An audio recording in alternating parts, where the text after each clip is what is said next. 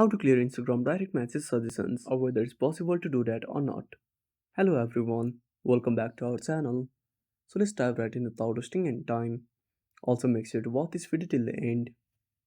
Before starting the video, make sure to update Instagram to the latest version. Then open up Instagram on a device. Now when you tap on the message icon at the top right corner, now when you scroll down, you can find different suggestions. Again when you tap on the source icon, you can find different suggestions on this page too. Now as you can see there is no option to remove suggestions on this page. When you go back, tap on the profile at the bottom right corner. Now tap on three lines at the top right corner.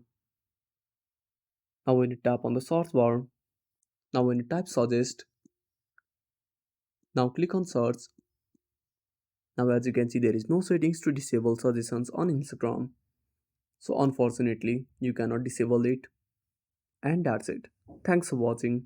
Make sure to subscribe our channel and hit the bell icon. See you in the next video.